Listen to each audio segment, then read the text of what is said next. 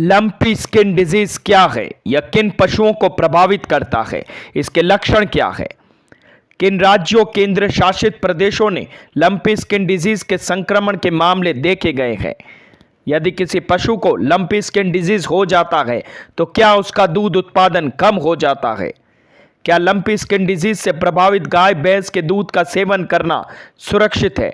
भारत में पहली बार lumpy skin disease का मामला कब देखा गया? इसकी उत्पत्ति कहां से होती है? लंपी स्किन डिजीज के संक्रमण को कैसे रोकें? क्या लंपी स्किन डिजीज से इंसानों में यह रोग फैल सकता है? क्या लंपी स्किन डिजीज के लिए कोई टीका है? क्या लंपी स्किन डिजीज घातक है? क्या मेरे मवेशी इससे उबर सकते हैं?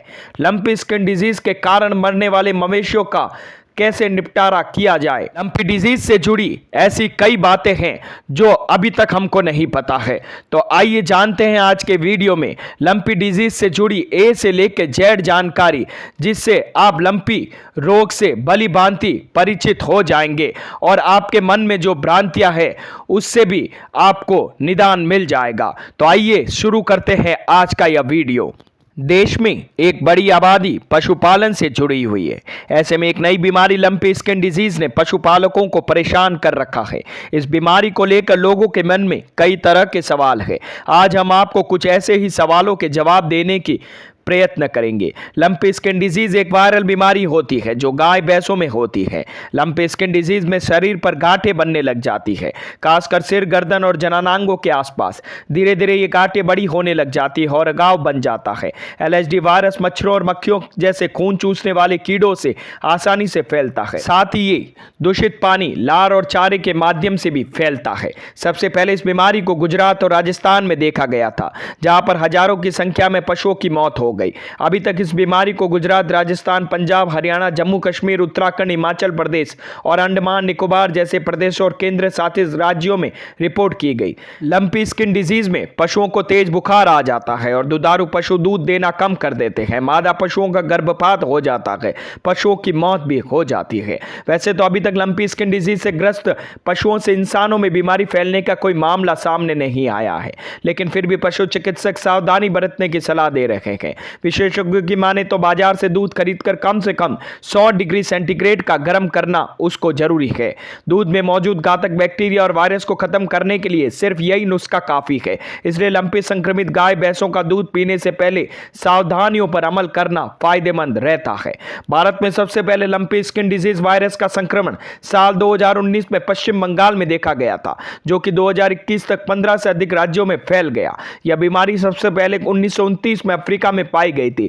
पिछले कुछ सालों में यह बीमारी कई देशों में फैल गई। साल 2015 में तुर्की और ग्रीस और 2016 में रूस जैसे देशों में इसने तबाही मचाई। जुलाई 2019 में इसे बांग्लादेश में देखा गया, जहां से यह कई एशियाई देशों में फैल रहा है। अगर एक पशु में संक्रमण हुआ तो दूसरे पशु भी इससे संक्रमित हो जाते हैं। यह बीमारी मक्खी, मच्छर, चारा के जरिए फैलती है, क्योंकि पशु भी एक राज्य से दूसरे राज्य तक आते जाते रहते हैं, जिनसे ये बीमारी एक से दूसरे राज्य में फैल जाती है।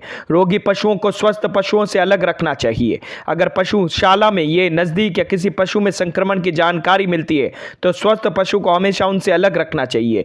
रोग के लक्षण दिखाने वाले पशुओं को नहीं खरीदना चाहिए। मेला, मंडी और प्रदर्शनी में पशुओं को नहीं ले जाना चाहिए। पशुशाला में कीटों की संख्या पर काबू करने के उपाय करने चाहिए। मुख्यतः मच्छर, मक्खी, पिस्सू और चींचड़ी का उचित प्रबंध करना चाहिए। रोगी पशुओं की जांच और इलाज में उपयोग हुए सामान को खुले में नहीं फेंकना चाहिए। अगर अपनी पशुशाला पर या आसपास किसी असाधारण लक्षण वाले पशुओं को देखते हैं तो तुरंत नजदीकी पशु अस्पताल में इसकी जानकारी देनी चाहिए। एक पशुशाला के श्रमिक को दूसरे पशुशाला में नहीं जाना चाहिए। इसके साथ ही पशुपालकों को भी अपने शरीर की साफ सफाई पर ध्यान देना चाहिए। दोस्तों, अगर सही समय पर पशुओं का ख्याल रखा जाए और दूसरे पशुओं से उन्हें दूर रखा जाए तो पशुओं को बचाया जा सकता है। लंपी स्किन डिजीज के कारण मरने वाले मवेशियों का निपटान कैसे करें, अब इसके बारे में जानकारी लेते हैं। अगर लंपी स्किन डिजीज से संक्रमित पशुओं की मौत हो जाती है तो उसकी बॉडी को सही तरीके से डिस्पोज करना चाहिए, ताकि ये बीमारी और ज्यादा ना फैले। इसलिए पशु की मौत के बाद उसे जमीन में दफना देना चाहिए। यदि कोई पशु लंबे समय तक त्वचा रोग से ग्रसित होने के बाद मर जाता है तो उसे दूर ले जाकर गड्ढे में दबा देना चाहिए। तो दोस्तों, कैसी लगी मेरी ये जानकारी? अगर मेरी ये वीडियोस आप लोगों को पसंद आते हैं तो प्लीज लाइक, शेयर, सब्सक्राइब करना ना भूलें और हाँ, कमेंट करना भी ना भूलें। धन्यवाद।